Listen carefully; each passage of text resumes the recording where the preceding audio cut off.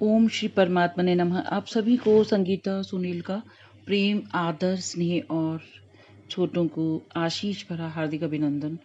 आज मैं आपको जो ये प्लांट दिखा रही हूँ, शायद अगर आप में से किसी ने देखा होगा तो शायद आप पहचान जाएंगे। वैसे ये बहुत रेयर प्लांट है और ये कहीं नर्सरी में भी मैंने तो कभी देखा नहीं है और न ही मैंने कभी इसकी सीड्स देखी हैं कि कहीं पे मैंने, जैसे हम जाते हैं ना नर्सरीज में या हम बीज भंडारों में जाते हैं तो वहाँ पर हम सभी तरह के जो सीड्स होते हैं उनके पैकेट्स पूरे लगे रहते हैं स्टैंड्स में, तो हम अपनी पसंद कर लेके और तब आते हैं उन्हें और बोते हैं। जो भी फल हैं, सब्जियां हैं और फ्रूट्स में तो सिर्फ एक जो स्ट्रॉबेरी होते हैं उसके लगते हैं सीड्स, बाकी तो सबके पौध ही लगती है या ग्राफ्टिंग द्वारा लगते हैं। और रसभरी के मैंने कभी नहीं देखे, तो ये रसभरी का पौधा है और मैं इतनी हैरान हूँ, बहुत ही ईश्वर की मैं बहुत आभारी हूँ।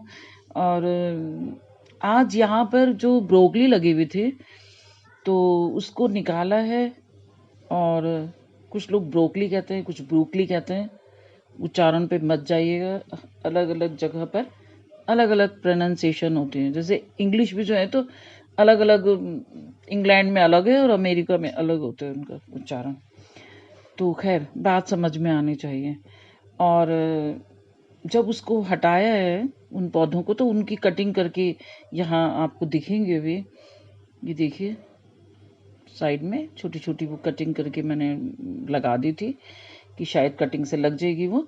और देखा कि यहाँ पर ये रसभरी का पौधा हो गया। और बहुत टाइम पहले मैंने अपनी दीदी के यहाँ देखा था इस पौधे को और मैंने सोचा था कि जब रसभरी का मौसम आएगा तो मैं उसके बीज बोकर लगाऊंगी, लेकिन नहीं लगा पाई। और पता नहीं क्या चमत्कार है। खैर, या तो कहीं से कोई पक्षी लाए होंगे इसका बीज, या घर में जैसे आती रहते हैं तो उसके कुछ हमने छिलके वगैरह हो सकते हैं यहाँ डाल दिए हों, तब कोई बीज से ये हुआ हो। और क्योंकि इसका जो प्लांट है वो बीज से ही लगता है।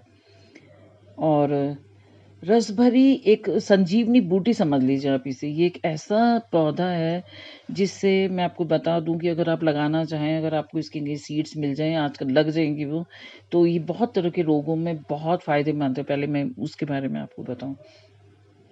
एक तो गठिया रोग को बहुत दूर करता है ये, और लीवर को बहुत अच्छी तरह से फंक्शन उसका ठीक करके, लीवर को उत्तेजित करके, क्योंकि लीवर जब हमारा ठीक से पावरफुल हो जाएगा तो उससे हमारा पाचन तंत्र ठीक होता है। पाचन तंत्र जब ठीक होएगा तो हमारी इम्यूनिटी पावर भी स्ट्रांग होएगी, हमें भूख लगती है, अगर भूख ना लगना, इन सब चीज़ों में बहुत ही फायदेमंद है ये।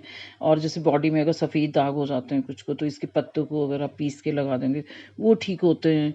और अगर किसी को डायबिटीज़ है तो वो लोग भी इसे खा सकते हैं, क्योंकि बहुत ज़्यादा मीठा नहीं होता बल्कि उसको बैलेंस करता है ये, ऐसा फ्रूट है ये। और कोलेस्ट्रॉल नहीं बढ़ने देता। और जैसे अगर सूजन हो जाए, अगर किसी को होता है ना पैरों में हाथों में सूजन हो गई, गठिया है, जोड़ों में दर्द है या पीलिया है, तो इसके पत्तों का अगर आप सुबह को, ये जो हैं हरे हरे पत्ते आप देख रहे हैं, इनको उबाल कर खाली पेट अगर उसका पानी पिएंगे तो वो भी ठीक हो जाएगा। तो अगर आपको कहीं से भी अगर आपको इसके सीड्स मिलते हैं या कहीं पे पौधा दिखता है तो आप एक फल ले आइए और उसको कोकोपीट में बोइएगा। मैं कभी बताऊंगी आपको, घर में मैंने बनाई हुई कोकोपीट को भी कैसे क्या करना है, तो उसमें एकदम से आसानी से ग्रो हो जाता है।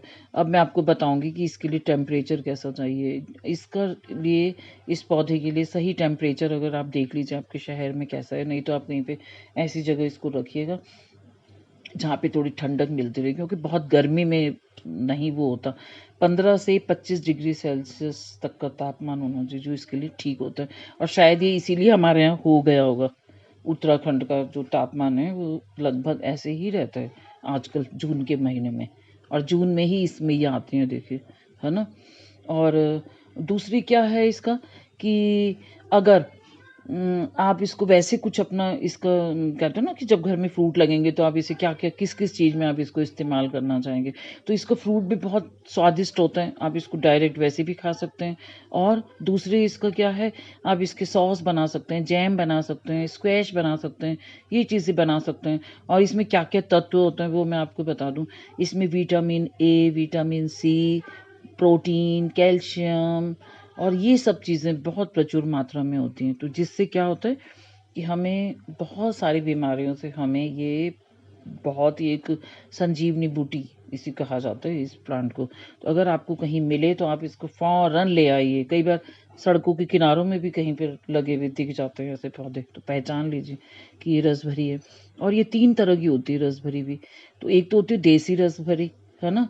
और एक होती है दूसरे नंबर की कौशल नर्सरी कहते हैं। जो कौशल नर्सरी है वो बेस्ट होती है, क्योंकि वो बहुत ही मीठी और रस भरी, और उसका जो साइज़ है ना वो भी उसका बहुत बड़ा होता है। और दूसरे नंबर की होती है डिस्को।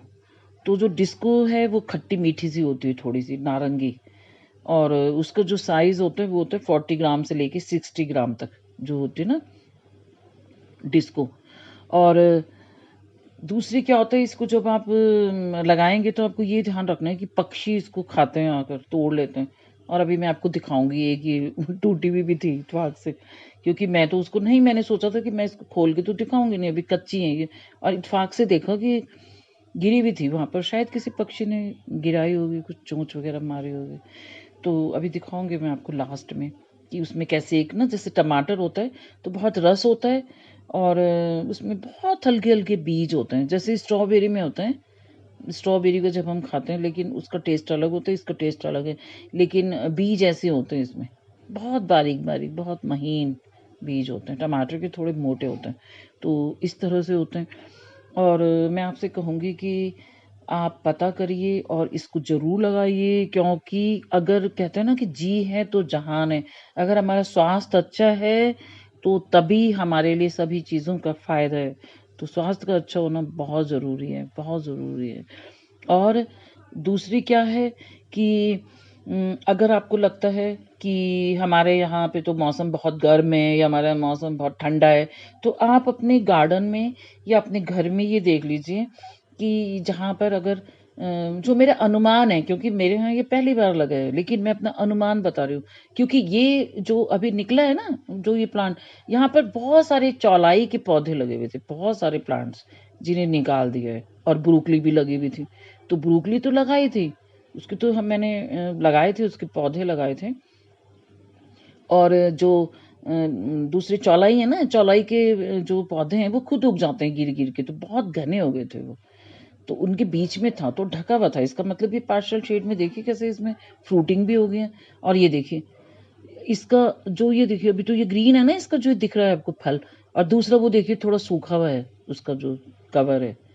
तो जब ये पक जाते हैं तो कुछ जो होते हैं ना देसी, वो होते हैं पीले से रंग के, और जो दूसरे होते हैं डिस्को वो थोड़े नारंगी रंग के होते हैं, और जो कौशल